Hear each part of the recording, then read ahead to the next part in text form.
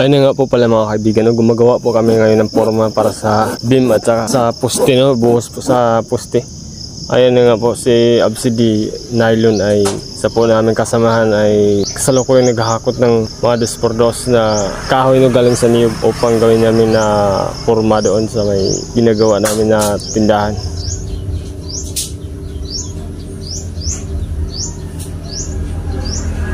Ayun nga po si Tio Will at saka si Absidy. Pinakakitsuhin na si Romeo Ilanan ay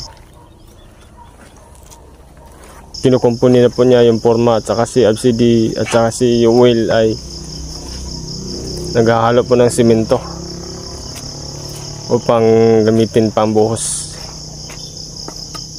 sa poste at saka sa beam. Ayun na nga po ay sinimulan na nga po namin ang pagbubuhos sa poste.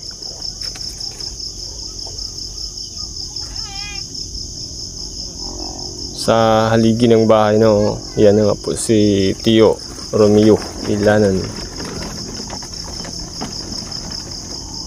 At tumutulong din po tayo na sa paghahalo dyan, sa pag-guide kung ano ang dapat gawin sa mga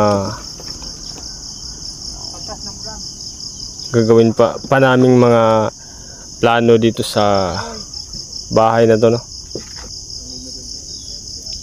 Si Ronaldo.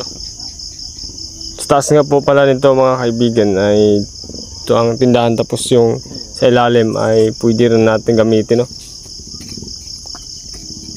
Diba sa high school yan ang tsuhin ay naghuhugas ng kanyang mga kamay, no?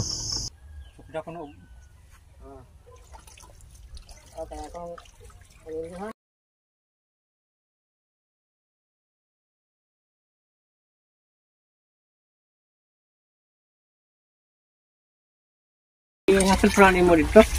Di ka ba yan na si Absidy Nylon. Yan, kinukot-kot na po namin ng poste na nasa gitna, no.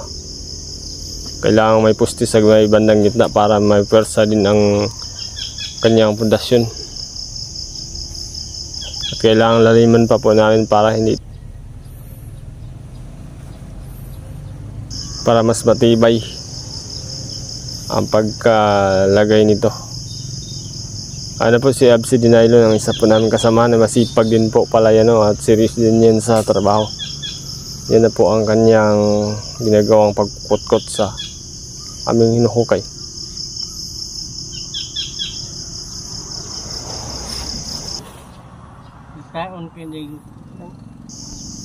Yan saan pong pagpapatuloy